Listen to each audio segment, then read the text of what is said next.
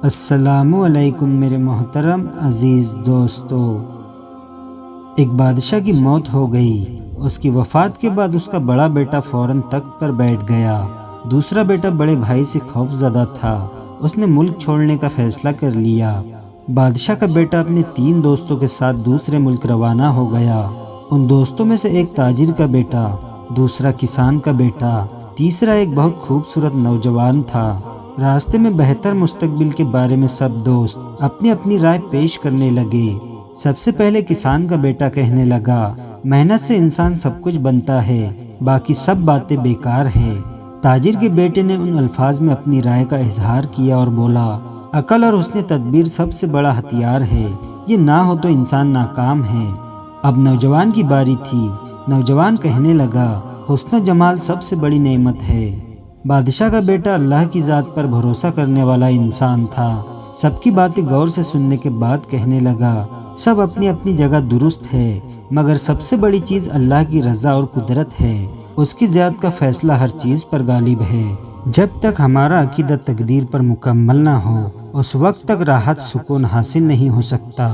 کسان کا بیٹا کہنے لگا، ہمارے پاس کھانے پینے کے لیے کچھ نہیں، اب پتہ چلے گا کہ کس کی بات ٹھیک ہے۔ سب اپنی رائے آزماتے ہیں۔ یہ لوگ چلتے چلتے دوسرے ملک میں داخل ہو گئے۔ یہ لوگ اس شہر میں اجنبی تھے۔ انہوں نے ایک صحرا میں پڑاؤ ڈالا۔ پہلے دن انہوں نے کسان کے بیٹے کو کہا، آج ہم دیکھیں گے کہ محنت کے کیا فائدے ہیں، جاؤ اپنی محنت سے آج کھانے کا انتظام کرو۔ کسان کا بیٹا اٹھا اور جنگل کا رخ کیا، لکڑیاں توڑی اور شہر میں آ کر 2 درہم کی بیچ دی۔ 1 درہم کا کھانا لیا، دوسرا درہم اپنے پاس محفوظ کر لیا۔ ساتھیوں کے پاس آ کر انہیں بھی کھلایا۔ سب نے اس کو شاباشی دی۔ اگلے دن تاجر کے بیٹے کا نمبر تھا کہ وہ عقل اور حسن تدبیر کا مظاہرہ کرے۔ وہ اٹھا اور ساحل سمندر پر آ کر سمندر میں سامان سے لدی کشتی ساحل کی طرف آ رہی تھی۔ تاجر کا بیٹا کشتی میں بیٹھ گیا، دوسرے راستے سے چپکے سے لدی کشتی کے مالک کے پاس پہنچا۔ اس سے سامان کا بھاؤ تاؤ کیا، ادھار پر سارا سامان 100 درہم میں خرید لیا۔ جب کشتی ساحل پر پہنچی تو مقامی تاجر انتظار میں تھے۔ تاجر کا بیٹا ان کے پاس آیا، سارا سامان 1100 درہم کے عوض بیچ دیا اور 100 درہم سامان کے مالک کو دیے اور باقی جیب میں ڈالے اور دوستوں کے لیے بہترین کھانا لیا۔ ان کو خوب سیر کروائی۔ سب نے اس کے حسن تدبیر کی تعریف کی۔ اگلے دن خوبصورت نوجوان کا نمبر تھا، جس کا کہنا تھا، انسان خوبصورتی کے بل بوتے پر کامیابی حاصل کر سکتا ہے۔ دوستوں نے کہا، آج ہم دیکھیں گے کہ آپ کا حسن ہم کو کیسے کھانا کھلائیں گا۔ وہ اٹھا اور شہر کی طرف روانہ ہو گیا۔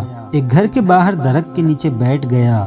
اوپر سے خاتون نے اسے ایک کھڑکی سے جھانکا کہ خوبصورت نوجوان پریشان بیٹھا ہے اور سوچ رہا ہے۔ اس نے بلا کر وجہ پوچھی، کھانا کھلایا، مسافر ہے۔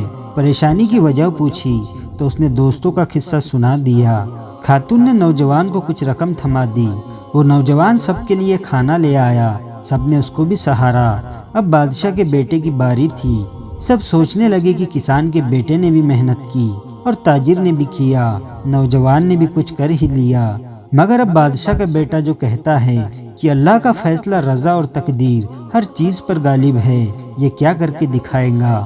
اب شہزادہ اللہ کا نام لیتا ہوا شہر میں داخل ہو گیا اور راستے کے کنارے جا بیٹھا۔ وہاں سے اسی ملک کے بادشاہ کا جنازہ لے جایا جا رہا تھا۔ گزرا فوج اور پولیس جنازے کو کندھا دیے جا رہے تھے۔ شہزادے کو راستے میں بیٹھا دیکھ کر پولیس آفیسر نے اسے ڈانٹا، شرم نہیں آتی، بادشاہ کا جنازہ جا رہا ہے اور تم اس طرح بیٹھے ہو۔ بادشاہ کو دفنانے کے بعد جب پولیس آفیسر واپس آیا تو دیکھا شہزادہ ابھی تک وہی بیٹھا ہے، تو فوراً اس کو گرفتار کر کے جیل میں ڈال دیا۔ اب دوست انتظار میں تھے اور واپس نہ آنے کی وجہ سے پریشان ہو رہے تھے۔ وہ شہزادے کو ڈھونڈنے شہر کی طرف چل پڑے، لیکن شہزادہ جیل میں بند تھا۔ ادھر کابینہ کے گزرا مشہور جمع تھے کہ نئے بادشاہ کے انتخاب کے لیے غور و فکر کر رہے تھے کہ نئے بادشاہوں کے خاندان سے منتخب کیا جائے، عام آدمی منتخب نہ کیا جائے۔ مگر بادشاہ کا کوئی وارث نہیں تھا۔ بڑے وزیر نے اعلان کروایا کہ تم میں سے کوئی ہے جو بادشاہوں کے خاندان سے تعلق رکھتا ہو، وہ ہاتھ کھڑا کر دے۔ مگر کابینہ میں کوئی ایسا بندہ نہ تھا۔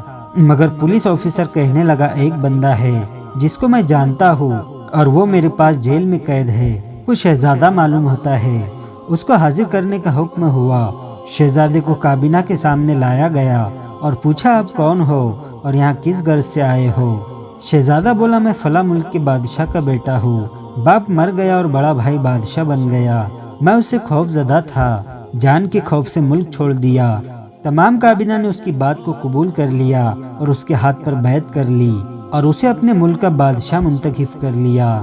شہزادے کے منہ سے بے ساختہ نکلا، یقیناً اللہ کا فیصلہ تمام تدبیروں پر غالب ہے۔ اب وزیروں نے بادشاہ کو ملک کی سیر کروانے کے لیے باہر نکالا۔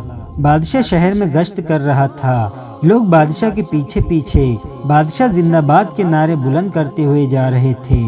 ادھر شہزادے کے دوست شہر میں اس کی تلاش میں نکلے۔ جب انہوں نے شہزادے کو اس حالت میں دیکھا تو سمجھ گئے اور بے ساختہ بول اٹھے، واقعی اللہ کا فیصلہ تمام تدبیروں سے بڑھ کر ہے۔ وہ بھی بادشاہ زندہ باد کے نعرے لگاتے ہوئے بادشاہ کے ساتھ محل میں داخل ہو گئے۔ بادشاہ تخت پر بیٹھا، یہ لوگ اس کی خدمت میں حاضر ہو گئے۔ بادشاہ نے ان کے سامنے کل کا جملہ دہراتے ہوئے کہا، اللہ نے یہ سب کچھ اس لیے کیا تاکہ تمہیں یہ معلوم ہو جائے کہ اللہ کا فیصلہ رضائے طاقت ہر چیز پر غالب ہے۔ اللہ جو چاہے کر سکتا ہے، جو جیسا گمان کرتا ہے اس کے ساتھ ویسا ہی معاملہ ہوتا ہے۔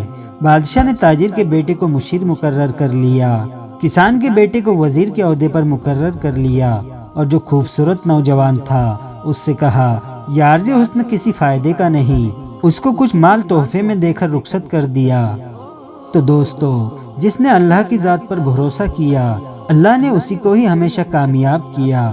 آپ نے بھی تجربہ یا مشاہدہ کیا ہوگا کہ جو انسان مال، عقل اور حسن پر اعتماد کرتا ہے وہ اس کے باوجود ناکام ہو جاتا ہے۔